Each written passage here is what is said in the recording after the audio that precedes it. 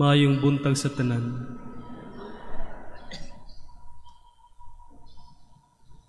Sa atong ebanghelyo, ang Ginoong Hesus miingon, pangayo kamo ug kamo hatagan, pangita kamo ug kamo makakaplag, pagtuktok kamo ug ablihan ng pultahan alang kaninyo.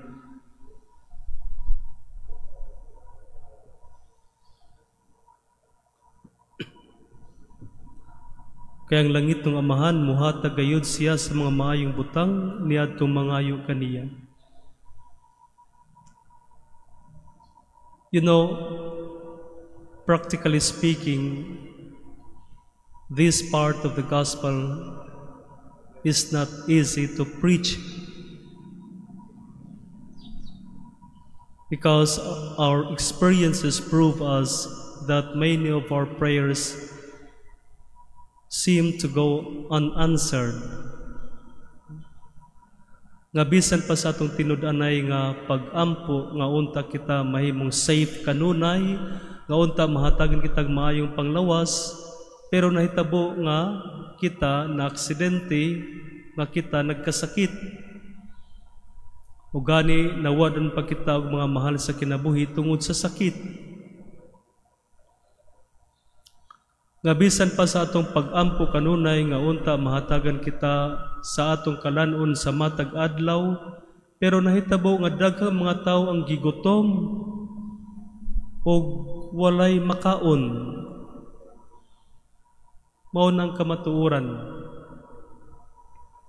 Mao gani usay makaingon kita, naminaw ba ka ang Dios sa atong mga pag-ampo? Ihatag ba kahagayod niya nga rikanato ang atong mga gipangayo?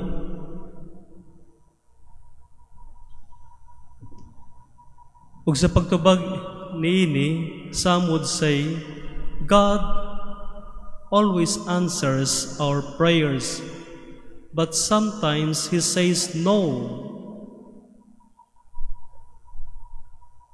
Tinuod, gidungog sa Dios ang tanan nato mga pag-ampo, pero dili sa tanang higayon nga ihatag niya nga rikanato ang atong gipangayo.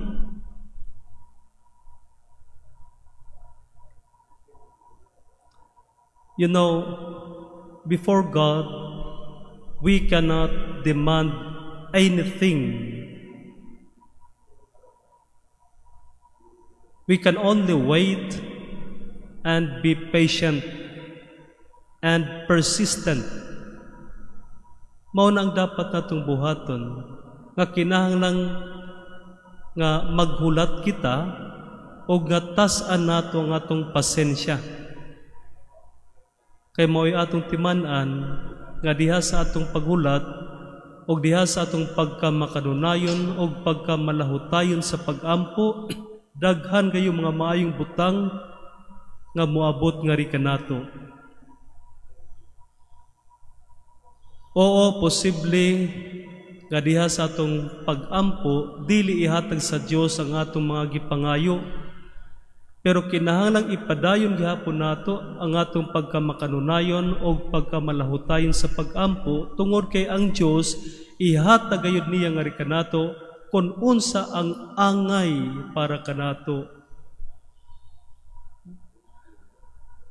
Usbon nako, diha sa atong pagkamakanunayon o pagkamalahutayon sa pag-ampo, posible nga dili ihatag sa Dios nga rikanato ang atong gipangayo, pero ihatag gayud niya kanato kung unsa ang angay para kanato.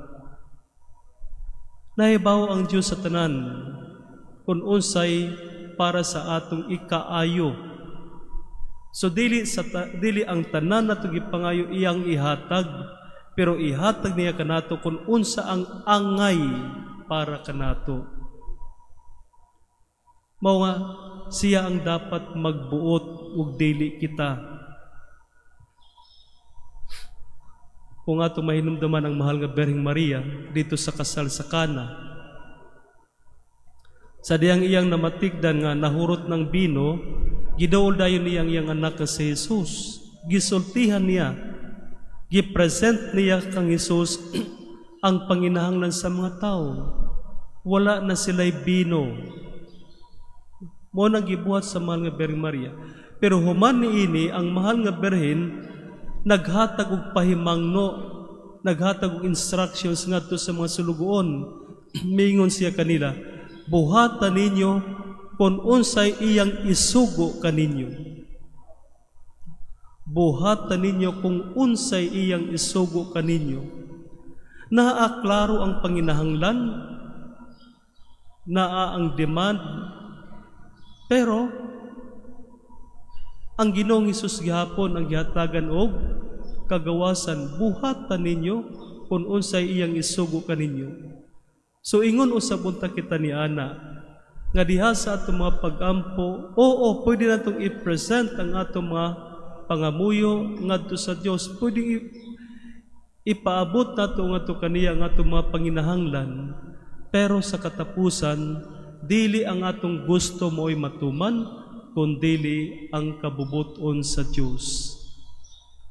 Hatagan nato siya kagawasan nga buhaton niya kung unsa iyang gusto nga rikanato tungod kay kini para sa atong ikaayo.